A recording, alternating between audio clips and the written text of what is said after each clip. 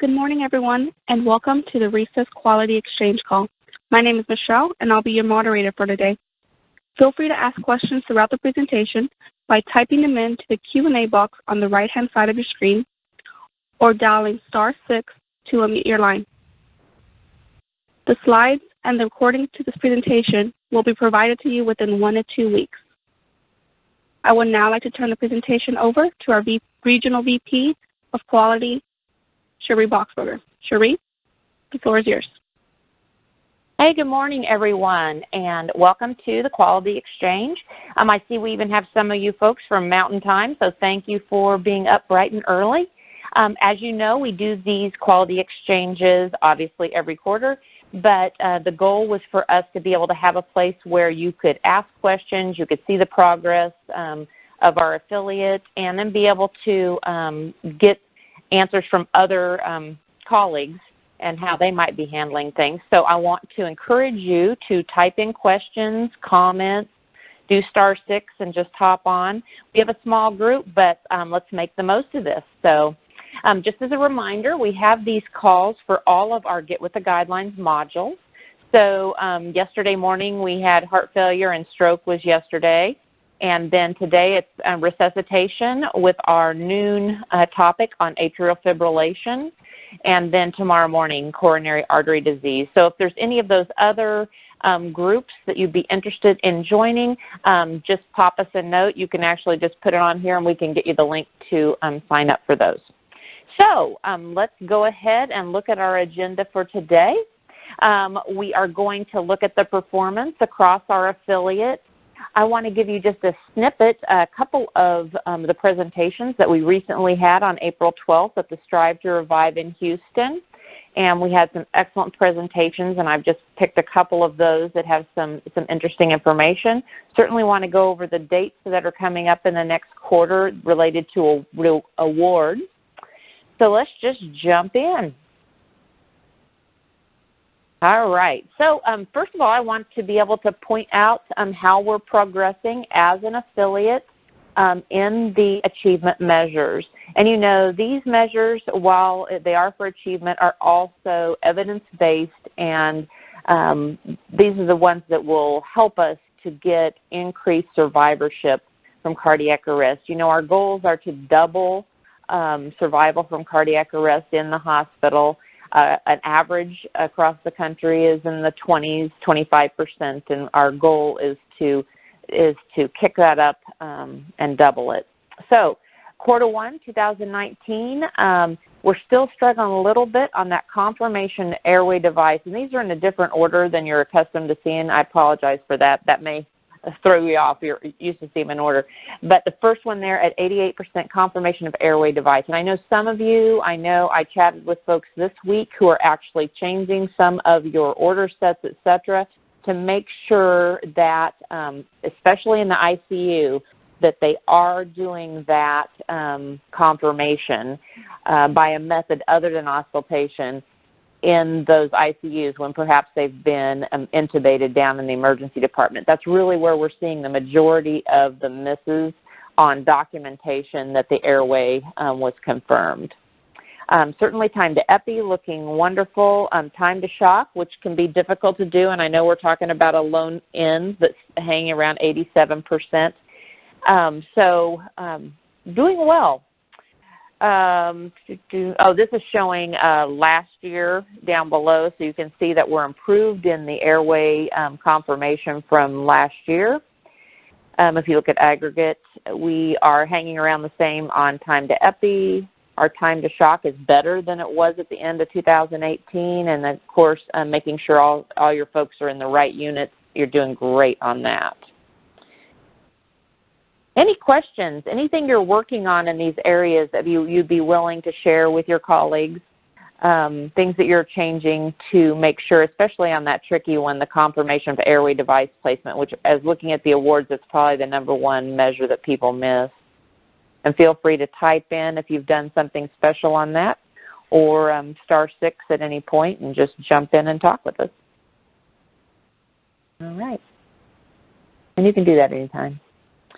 So pediatric, I encourage you, you know that we have the 4 age groups that are available in Get With the Guidelines resuscitation. So you've got your adult, you've got your pediatric, which is 1 year to 18. You've got your neonatal, which is going to be your folks who are, it did not occur at the time of their birth, and then newly born. So we have 4 different age groups. Here in the pediatric, the measures are similar. We do have that time to compression measure that's in here, and our institutions that do the pediatric population are doing very well. Here's our neonates and infants. That's what I told you, the folks who they're under 1 year old, but it wasn't at the time of their birth. Again, we have a couple of different measures because they have the time to chest compressions. You can see we may have a low end, but we're the folks who are doing this are at 100%. I think it's only 1 or 2 sites that have their data in.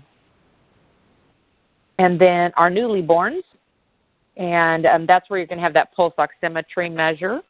And it looks like we're struggling a little bit in the documentation on confirmation of airway, so we'll have to be looking at that. Does anybody have any comments as it relates to the measures you've been working on? And don't hesitate to reach out if you're working on some of these and you should want to work with your quality improvement director, who can really walk through, look at some of the processes, make some recommendations of what other hospitals are doing. So don't tackle these things without some help from your director. We're glad to do that. And if you're not sure who your director is, just pop us an email at SWA Quality, that's Southwest Affiliate Quality @heart.org. All righty. Well, let's jump in and share a little bit about Strive to Revive in Houston. I think we had a few over 100 at our meeting. It included both hospital and EMS professionals. Alison Capatillo was our leader on this program, and so it was a continuing medical education program. I think you'll recall that we have had these programs in Dallas and also in Denver last year. So moving around the 6 states of the affiliate, and we'll be planning for the next one as well. So if you're interested in getting involved in that, let your director know so we can evaluate your community for that. Did want to tell you that we had a fantastic, and maybe we can get him to come on a future call, but we had a wonderful survivor, and I'll just give you his story in a snippet, but he's been a Boy Scout leader his whole life, but he had never gone to the great big jamboree that they have every year where the tens of thousands of Boy Scouts goes. So in 2017, he went there. He's actually, this gentleman is our Get With the Guidelines main contact at one of our hospitals. So he knows about emergency medicine. He knows about resuscitation. And here he attended the jamboree. At the last minute, one of the attendees couldn't go and was replaced by an EMT, and that's who you're seeing in this picture.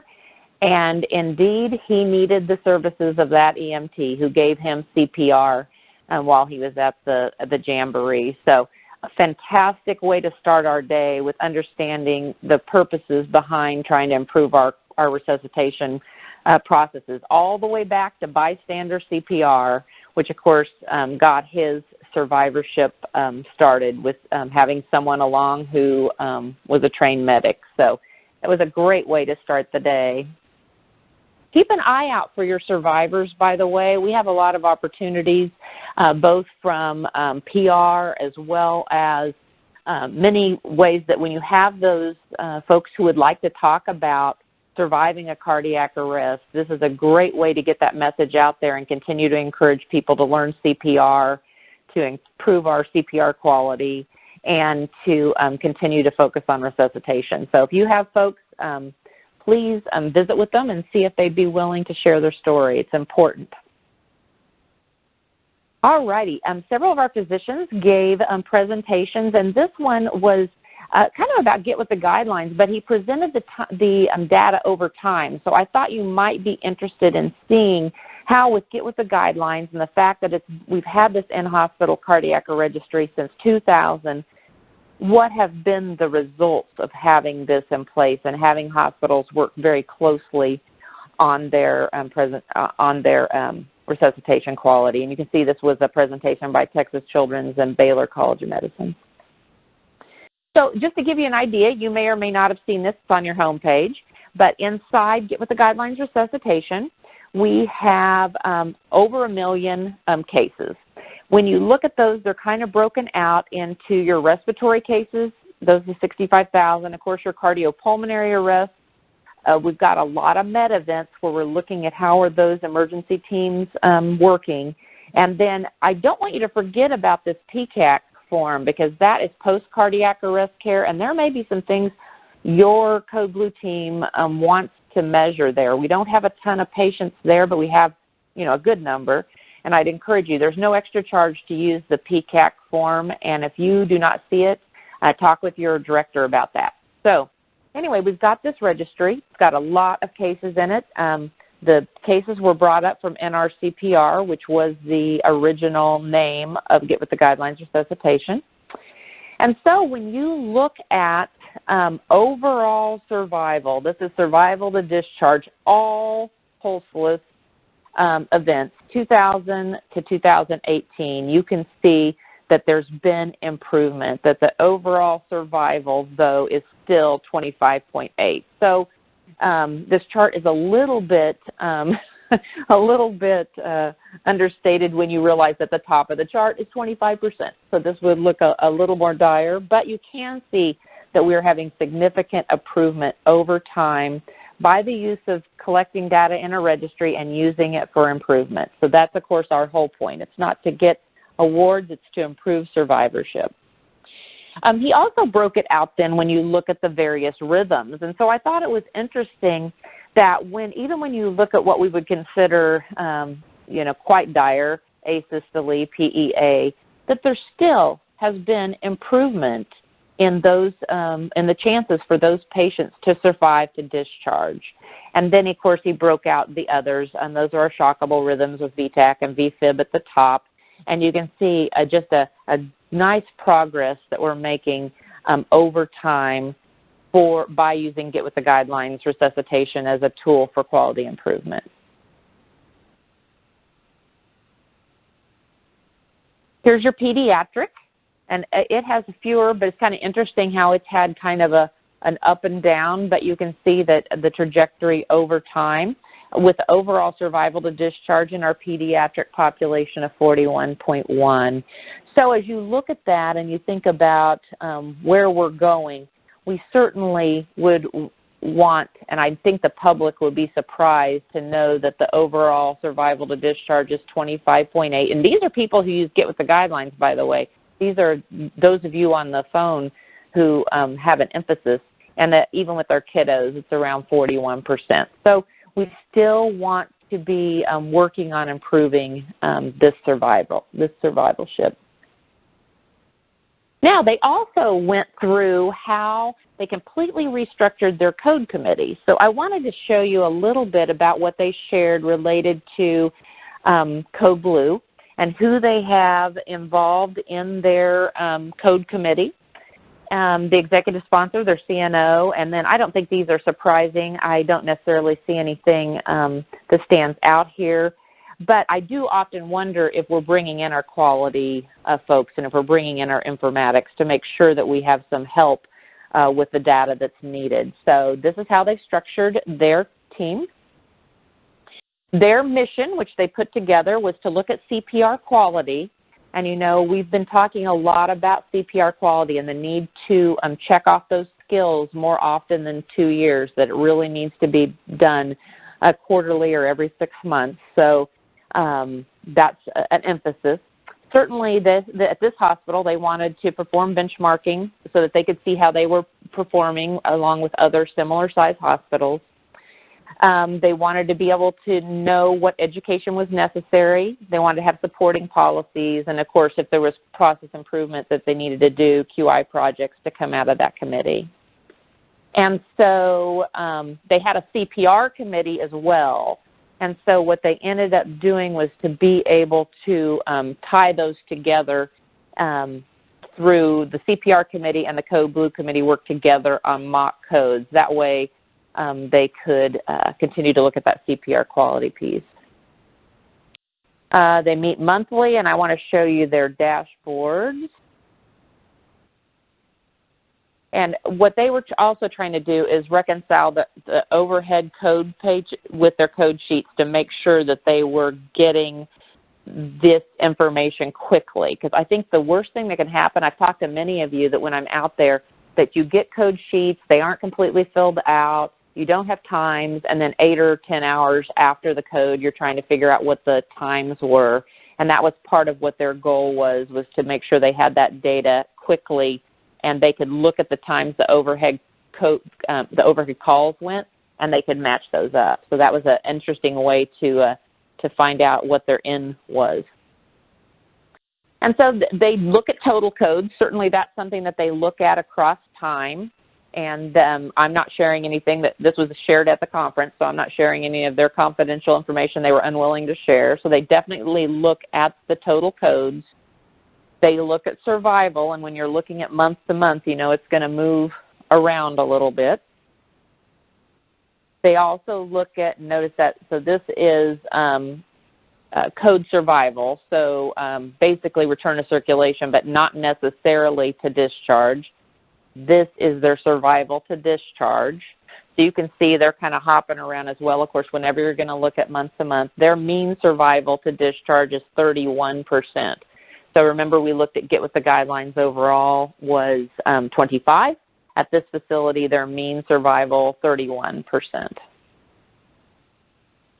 They also want to make sure, and this is going to be important, those of you who were on the call last time, remember I mentioned that ILCOR, the European resuscitation body, is going to be studying non-ward cardiac arrest. So making sure that percentage, and we think it probably can be 2% or 3%, that the percentage of codes that happen in non-critical care units is very low. So this happens to be the opposite, right? The percentage of codes that were in a critical care unit, because you want that to be as high as possible. You're putting patients into the correct place. So that's their dashboard as well. Of course, and this is available also through Get With the Guidelines, looking at their codes by rhythm so that they can study their reaction to those. Certainly, where are these taking place? And then they kind of keep a running log of how many per unit for the last year, so they keep track of that. Oops. And then I wanted to point out to you, because out of this data, and I'm sure you can't see this, but we'll send out the link. We had the quality of care, it's called QCORE, Quality of Care and Outcomes Research Scientific Sessions. It was April 5th and 6th, held in Arlington a few weeks ago. And this hospital, Baylor College of Medicine, CHI St. Luke's, presented a poster there. And the poster, and I'll read it to you, I know it's probably too small, but their goal was to increase adherence to the Get With the Guidelines resuscitation measures by improving the documentation of cardiac arrest by the code leaders, and then they implemented a standardized code note template, which they actually have on here. And I'll send you the link so that you can look at this entire poster and be able to read the different things that they did, because they actually were comparing their notes and making sure they were getting good notes at the time of the code. They do a hot debrief as well, and then they are done. None of this trying to collect the data at the times, 9, 10 hours later. So I will send that out when we send out these slides. And this was their lessons learned, and I'm not doing their presentation. Their presentation was much longer, but I thought it was important what their lessons were. They were really looking to find their Code Blue guru, find that person who really cares about Code Blue, who will lead that initiative, and to not make it where you were trapped there forever, that there was a way for that person also roll off. They wanted to get the code data. They wanted to know that they had the right information. They wanted leadership buy-in. They went to the CNO and made sure there was buy-in for this, and they wanted to have specific goals. They looked at, of course, the plan, design, PDSA interventions so that things happen. They're hardwired. I just talked to one of you this week who's working on that, the airway confirmation, and she's building it into her actual process so that it's not just something you have to remember. It's hardwired. To give feedback and to the rest of the hospital, they wanted to make sure they were doing that, and then to use all their rapid response leaders in the code committee. So they have been happy with their reorganized code committee. I will say, and before I go ahead to that, that they also worked a lot. What we're hearing, and we heard it at Strive to Revive, is that the chaos of the code, especially in a teaching organization. So they have guidelines that if you don't have a role in there, you're not to be in there. So they have a list of roles that happen in every code. And when students or residents show up, if they don't assume one of those roles, then they're not supposed to be in the code. So that was kind of an interesting way, because they say, what's your role? And if you can't tell them what role you're playing, then you're not to be in there. So I know a lot of you are struggling with that. Let's talk about that a little bit as it relates to Code Blue chaos. Have any of you on the phone taken some strategies to kind of reduce that setting when you're having a code? If you want to type in, or if you just come *6 and tell us what you've worked on.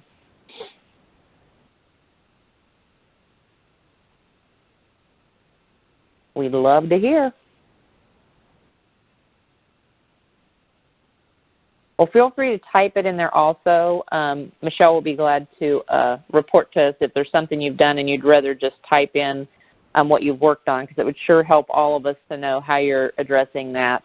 Almost many of the questions at the Strive to Revive were about that. Now, the reason I tell you about their poster at Q-Core is that each of you are probably doing quality improvement work that would be appropriate for a poster.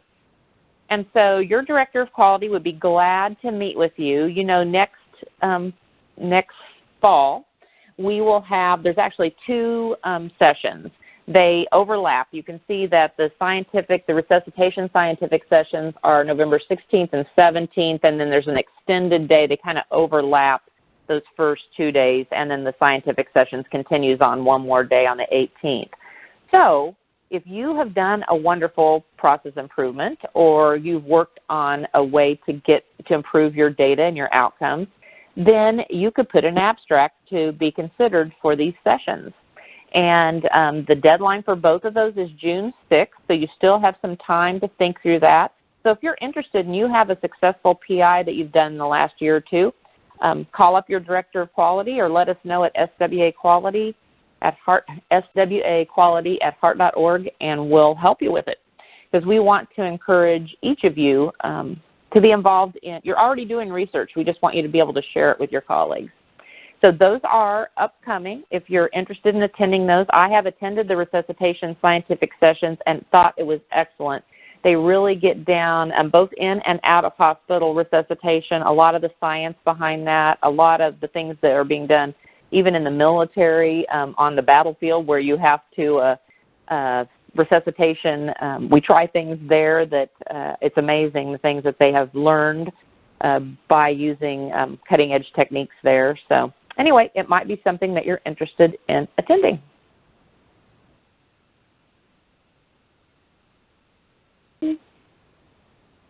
I don't know why I can't seem to go forward.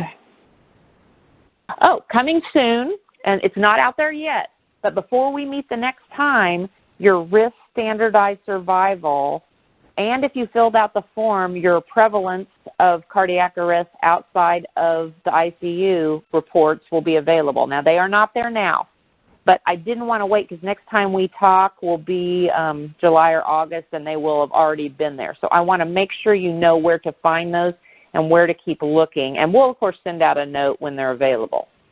Let me show you. All right, on your main page, on your community page, down under reports, then you will see at the bottom risk-adjusted survival. Michelle, do my things cover that, or can you see that?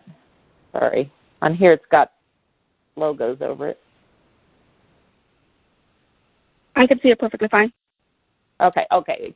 It's weird because I'm sorry to everyone. On my presentation, I've got some things over it. So right there, risk-adjusted survival.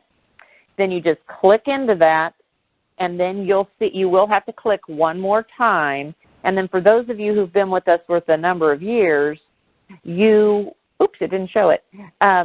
You will have the years listed. So I know some of you have been here since 2000. We think we started this in 14. I think that's the first year. But you'll see 14, 15, 16, 17, 18, 19, so that you can look at what your risk adjusted. That means while you can look at survival inside Get With the Guidelines, it is not risk adjusted. When you go here, this is where you can find really your true survival discharge report based on the complication, the how sick your patients are. So this is a very important element. And I believe that the prevalence report, for those of you who filled out the necessary information, will be in the same location. Any questions about that, or if you haven't used that in the past and you'd want to know how to read those, your director can help you on that. Let me look. I don't think we've got any questions. No, it says all 0. Okay.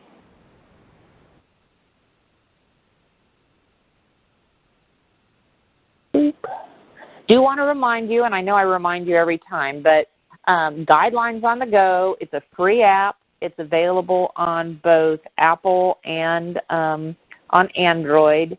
There's, like I said, no cost. You pick out what kinds of guidelines you want to have. If you work exclusively with a certain category of patient, you can pick those out. You don't have to have all of them. And in fact, there's guidelines that would fill up this entire page. This is just an example. It updates on a regular basis. So when you go in there, if you see that there's a pink background, it means that there has either been new guidelines. We do kind of a focused update on guidelines, and you'll know that something's changed. And so I would encourage you to show this to your physicians. I've had a lot of great feedback because it's difficult to keep track of every specific guideline and what's recommended, and this is a place where you can go in there. You know that our blood pressure and our cholesterol guidelines have changed pretty significantly in the last couple of years, and so that's hard to keep track of.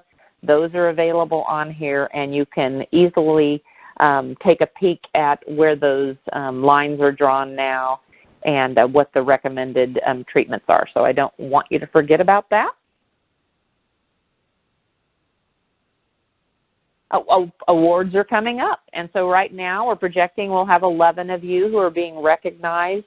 I will say, and you know this because you're working on it, that Get With the Guidelines resuscitation is one of the most difficult areas to get recognition, simply because there's not hundreds of codes, thank goodness, but also because it's difficult during a time of high crisis to meet these guidelines. But that's the point of hardwiring them, as we heard from our Baylor partners.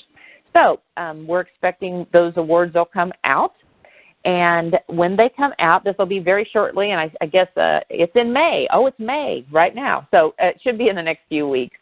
All hospitals will be notified of their awards, and you're going to get an award email. In there is going to be an ad kit.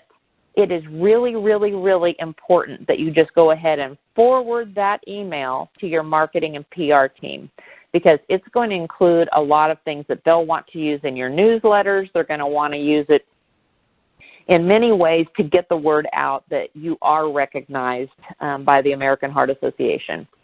There's a press release that's ready for your name to be put in there. You'll receive a certificate. You can print those off. Widgets to put on your website. There's print ads that you can actually add your hospital logo. And then there's all of the icons of your award that marketing may want to use for various promotions. So I really encourage you to get the word out about your recognition. because, as you know, this is a difficult one to get. Our public probably isn't aware as they should be of what survivalship is in our hospitals. And so you're the ones making the difference to really boost that up. You saw the numbers that when you participate and get with the guidelines and use this data, you improve survival. So those should be coming out very shortly. Don't forget we want you to finish up your Q1 data. You should have all received an update from your director last week. I'll tell you, we stopped everything we're doing 1 week a quarter, and we run every report that we have out to get with the guidelines. So last week, 481 reports were sent out to our hospitals with an update on how your data looks. I realize it's just a snapshot at quarter one because you're not done with quarter one probably, but it gives you an idea of how it's coming along. Really would like your feedback on those reports, if those are helpful, if you're able to use those in a way.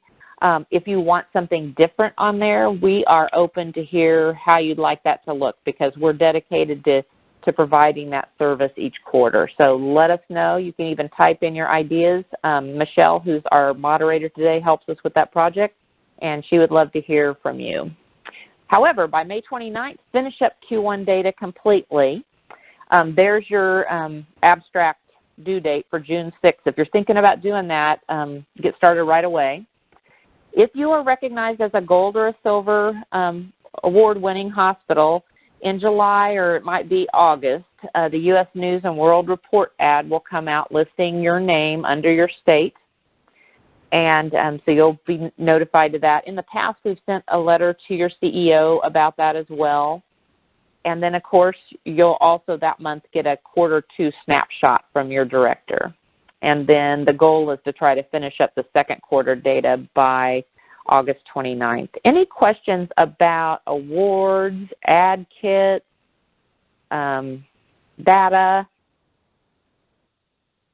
And if any of you have promoted your award in the past in an exciting way, we'd love to hear that as well.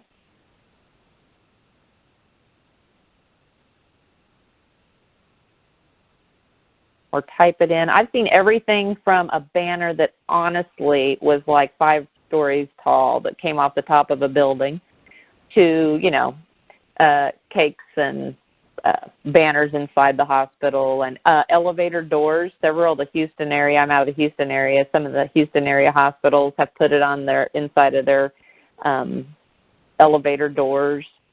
And especially if you do several of our modules, that can be very effective. So if you have great ideas, let us know. So we may be short today, and I'll give you 25 minutes back, but before we do that and before I turn it over to Michelle, is there anything else that you would like from a colleague? We have several hospitals on the line, so if you have a question you'd like to ask a colleague about how they're addressing something, this is a great opportunity.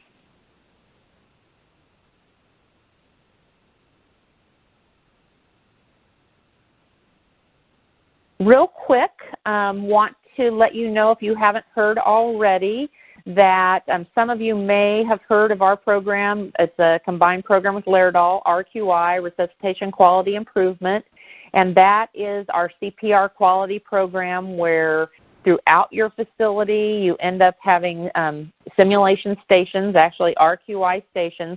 So instead of taking your CPR training every 2 years, you actually go to that center and you do your skills quarterly. So they've taken the entire ACLS, PALS, BLS, and they've divided into 2 years in quarters, and you actually improve your skills by checking off every quarter on one of these stations. I think some of you on the line may already have this, but something we're excited to tell you is that when you do get RQI, that Get With the Guidelines resuscitation is included in that. And not only can you do the full program, which most of you are doing, but now we have what's called an Essentials program. So we have a Get With the Guidelines resuscitation program that has fewer data elements. You can still be recognized, but it has fewer data elements. So even for you on the phone, if you would like to see what that involves and maybe you'd like to look at it, I will say that most of the hospitals that are involved, like you are, are sticking with the full program because they're already looking at those items. That's what the items that are on their code sheet. However, smaller facilities that don't have as many codes, you may want to use the essentials. So it's all included for hospitals who sign up for RQI. They will get with the guidelines resuscitation included in that at no extra charge. But this team will still be working with you on that. So if you've got other hospitals in your system or you're starting to bring on RQI and you want to make sure you get the registry part 2, just ask your director of quality. All right, Michelle, I don't see any questions. Do you confirm that? No question on my end, Sheree. So I just want to remind everyone that you will get an email from us with the recording and the slides to this presentation within 1 to 2 weeks. Thanks so much, everyone, and have a great day. Bye-bye.